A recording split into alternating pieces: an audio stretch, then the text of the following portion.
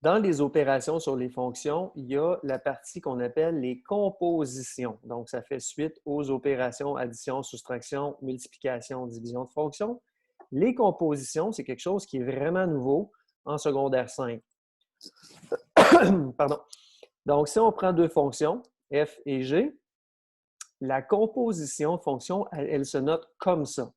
Donc, il y a un petit signe qui ressemble un peu à un symbole de multiplication, mais ça signifie quelque chose de vraiment différent. Alors, c'est un cercle vide, et ce cercle vide-là, on va voir comment on va l'appliquer. Ce cercle vide-là, il y a un nom qui est très simple à retenir, il s'appelle rond. Donc, on dit f rond g de x, qui est égal à f de x rond g de x. Il y a une autre façon d'écrire. Donc là, à retenir, on peut écrire la question de cette manière-là, on peut l'écrire de cette manière-là, ou on peut l'écrire aussi d'une autre manière qu'on va voir qui va apparaître juste ici. Qu'est-ce que ça signifie, rond? Ce que ça signifie, c'est qu'on introduit la fonction g dans la fonction f à la place du x.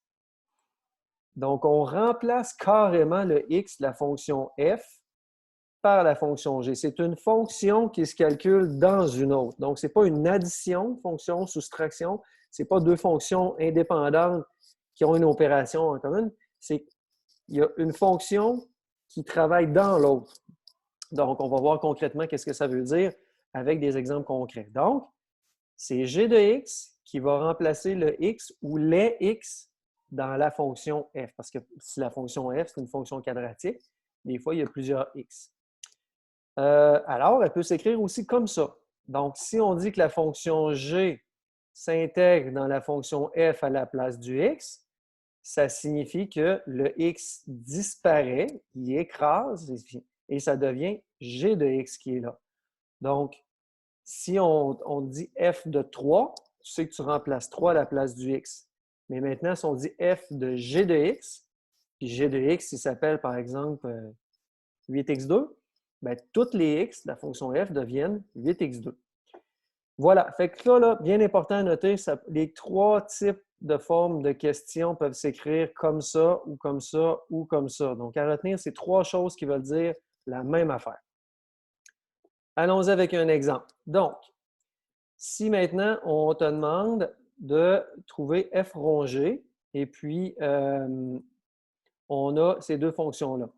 Donc, ce qu'on va faire, si nos fonctions f, c'est 6x et g, c'est 2x plus 1, et qu'on nous demande c'est quoi f rongé, bien à ce moment-là, je vais avoir f de x qui est 6x, g de x qui est 2x plus 1, et c'est la fonction g, celle-là, qui va aller remplacer le x, écraser le x de la fonction f.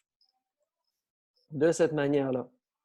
Et là, rendu là, donc on a vu que le x a été remplacé par 2x plus 1, et puis après ça, on simplifie.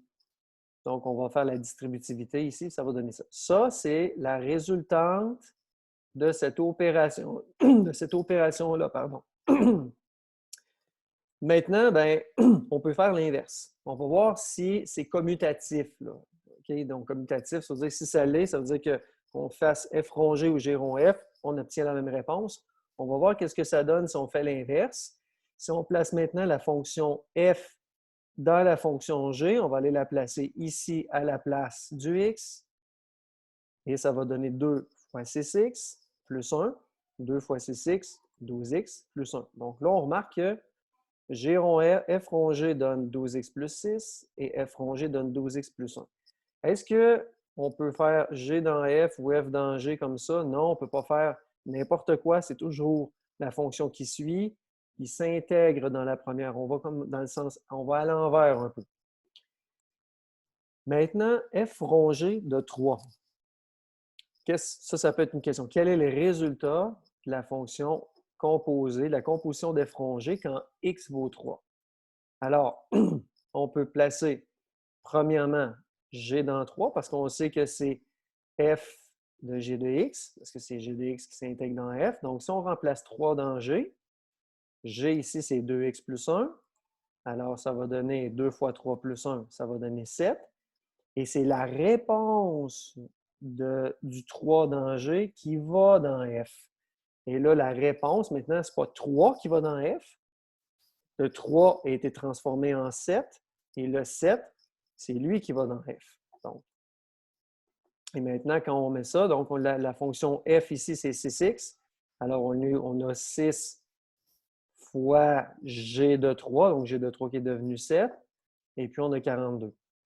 Donc, c'est ça qu'on a. L'autre alternative, c'est calculer en premier, c'est quoi? F rond g, pardon. F rond g, on vient de le calculer tout à l'heure, c'est 12x plus 6 et d'intégrer 3 dedans. Donc, directement mettre 3 en une seule opération. Pas dans G, puis après ça, la réponse dans F, mais plutôt directement dans la mettre dans la résultante de F rond G qui était 12x plus 6. Donc, je me remplace le x là-dedans et on arrive au même résultat. Même chose si on va à l'envers. Donc, dans le deuxième exemple qu'on a fait, le B, si je remplace 3 dans G rond F, bien, je peux remplacer 3 premièrement dans F, parce que c'est F qui s'intègre dans G, mais qu'est-ce qui vaut F quand son X vaut 3? Bien, on va le calculer. Ici, on a 6x, donc 6 fois 3, ça donne 18, et c'est le résultat de 18 qui va dans G. Alors, dans 2x plus 1, donc 2 fois 18 plus 1, qui est 37. C'est un peu comme si je plaçais, disons, 3 dans un fonds, puis que ce fonds-là, après ça, on le plaçait, le résultat de ça, on le plaçait dans un autre fonds. Donc, si je place 3 dans ce fonds-là, ça donne 18, et le résultat de mon premier fonds, on le place dans un deuxième fonds, et là, on arrive à 37. En ayant la résultante, qui était 12x plus 1, calculée en B tout à l'heure, on place 3 directement dedans, et puis on obtient encore une fois 37. Les deux méthodes sont bonnes, les deux méthodes sont valables, ça dépend de la question. Si la question c'est ça, on peut fonctionner d'une façon ou d'une autre. Il n'y a pas de façon plus courte ou plus longue parce que même en ayant celle-là, il faut quand même le trouver que c'est 12x plus 1. Mais ça dépend de la question qui est posée si on veut savoir la résultante ou la réponse quand x vaut 3 de G rond F. Alors, c'est comme ça qu'on travaille avec des compositions de fonctions.